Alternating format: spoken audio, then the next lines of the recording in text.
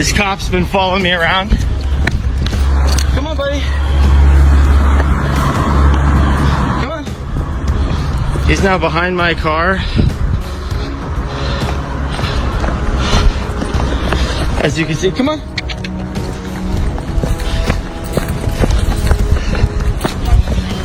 Come on, it's okay, come on.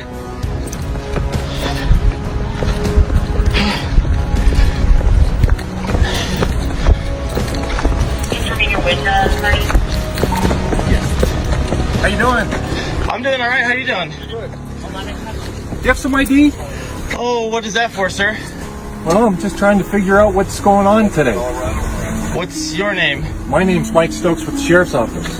Okay, the Centennial? Uh-huh. Okay, what's your badge number? 8716. Okay, yeah, I mean, what seems to be the problem? Well, you parked here? Yeah. Buckle up, guys, because today we're watching a situation that starts with absolutely nothing illegal, yet somehow turns into a full police encounter.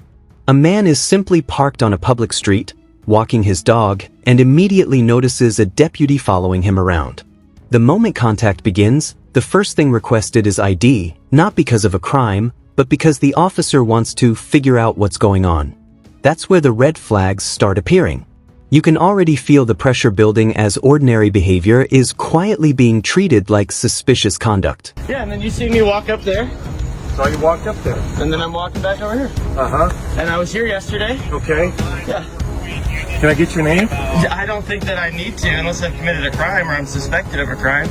You know, I mean, I just don't really understand what the problem was. I mean, I can understand somebody being nervous and making a call, but once you get here and you see, well, nothing's really going on that's illegal, I'm walking my dog. I don't know that right now. Well, yeah, but you have to have the actual evidence before you can just say, well, I don't know, I think you might have. That doesn't work like that. That's not how the law works, you know? Can you tell me how the law works? Yeah, the law in Colorado states that I have to be under suspicion of a crime, either have committed one or I am about to. And you have to have reasonable suspicion that I am about to or have or something of that nature. Me parking on the side of the street, walking my dog, you see me talking to a neighbor over there, nothing about that is illegal. Absolutely not. Okay.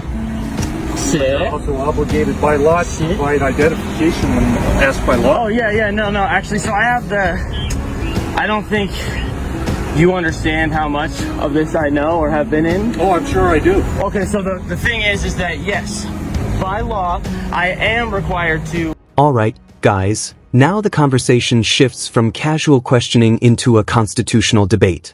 The citizen calmly explains something many people don't fully understand. Police need reasonable suspicion of a crime before forcing identification in a stop-and-ID state. Notice how composed he remains the entire time. He's not yelling, threatening, or resisting. He's asking one simple question repeatedly, "What crime do you suspect me of committing?" And that question never gets a clear answer.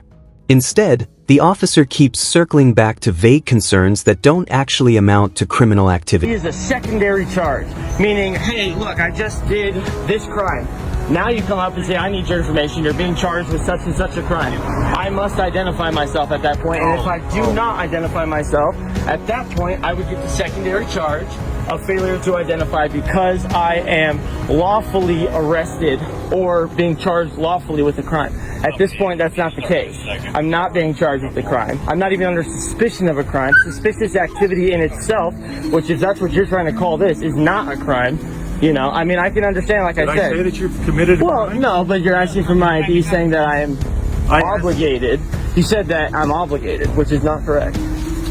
Well, you're obligated to identify yourself. Yeah, once I've been charged with the crime, sir. Yeah, that is how it works. I mean, if you'd like, and you want to take this any further, I'd request that you get a supervisor, please. And then we can go from there. You want to do that? Well, I mean, if you're going to leave and just leave me alone, obviously seeing that there's no crime, then no, have a great day type of thing. But if it is going to be something where you're going to try and take this many steps further, or you're going to lie to me and say that I'm obligated to identify myself, at that point I would like you to get a supervisor, please. Adam 31. Buckle up because this is where the tension really escalates. The citizen explains that failure to identify is typically a secondary issue tied to a lawful detention or arrest, not a standalone excuse to stop someone. But instead of de-escalating after realizing no crime has been articulated, the officers double down. The man requests a supervisor, and suddenly what began as a simple interaction starts turning into a full scene with multiple patrol units arriving.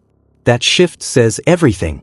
Rights assertions are now being treated like a challenge to authority rather than protected conduct. Lying to me, you're allowed to lie to me. That's very true. Hey guys, thanks for hopping in here. I'm live. I'm actually at work right now. I'm here with Officer Stokes. He's been professional at this point, but they have another unit en route. Hey, what's up, Taylin? Yeah, so I'm actually at work right now. I'm being stopped. They said that suspicious activity, something of that nature. I never said suspicious activity. Okay, maybe I manifested that on my own. I think you manifested. Okay, well then how come it is that you're asking for my ID? You're in the neighborhood, you're going door to door, you don't Yeah. have, all you have is interstate roofing Yeah. on your shirt. And how is that leads you to believe that I'm required to give my identification? Hey, how are you doing today, sir? I'm doing all right. What's your name and badge number, please? Deputy left side. Okay, gotcha. Are you the supervisor? No. Oh, okay. Is this the supervisor? I got you. Yeah, so I mean, as you guys can see, I'm being surrounded right now. 3 patrol cars. Am I detained at this moment? Under suspicion of what crime? Is this your car? I'm not answering any questions at this point until a supervisor arrives. I will not be answering any questions. I think I provided enough as it is. So I'm being detained for what? You just said my car, but what crime are you suspecting me of committing? Alright, guys, pay close attention here because this part exposes how quickly vague suspicion can spiral into intimidation. More officers arrive, the man goes live on his phone, and you can hear the atmosphere changing. He keeps asking if he's detained and what crime justifies it, but every answer seems to move in circles. One moment officers deny calling it suspicious activity, the next moment they imply he's suspicious for walking through a neighborhood wearing a work shirt. Then suddenly a possible warrant is mentioned, even though they still haven't properly identified him. The contradictions begin stacking up fast. Why you're being detained. Okay. Now you're being cooperative with me, Yes. but if I feel that you're not going to be cooperative with me, I'll detain you in handcuffs. Okay. Well, I honestly don't think there's any need for that. I don't think so. You know, I have no weapons on me, no ill will, no ill intent. The fact, first off, there's no probable cause to be running any license plate. Second off, you don't even know who I am at this point in I time. do. Okay. Now I'm asking. You have suspicion. Right. Now I'm asking you for identification. Because I have reasonable suspicion now. This is my supervisor. This is your supervisor. Hey, how's it going, man? How are you doing? Good yourself? I am doing all right. I mean, I'm not sure what's going on here. We got a ton of police officers. I'm surrounded. I mean, I'm feeling pretty nervous right now. I'm at work, okay? I'm using this vehicle for work, and this officer, for some reason, feels that he has reasonable suspicion to be running plates around here or thinking about other stuff. I've committed no crime. Roadway, so yes. Yeah, well, no, you actually have to have some sort of suspicion to actually be able to run it and go through that. It's on a public roadway. Yeah. So what is? That's what he's requesting. Yeah, I know, but there has been no crime at this point, so I'm not gonna give identification. This person walking around the neighborhood. Buckle up because the supervisor's arrival should have clarified everything, but instead it adds even more confusion. The justification now becomes walking around the neighborhood, which is something millions of people do every day without police intervention. The citizen pushes back with a principle central to American law: innocent until proven guilty. Meanwhile, officers continue warning him about additional charges for refusing identification without clearly establishing an underlying crime first. The entire exchange becomes a clash between constitutional understanding and authority presence, and the citizen refuses to surrender his rights simply because multiple badges showed up. Yeah. And you say you're at work. So you need to prove to us in some way that you're... No, see, that's actually the problem. You guys have to prove that I have done something wrong. Innocent until proven guilty, right? I don't really care. Yeah, I'm just filming for my protection, just as the other officers are filming for their protection. Yeah. For identification. Yeah. If you don't relinquish that identification, it could be an additional charge. No, see, that's a secondary charge, sir. You have a possible warrant for your arrest.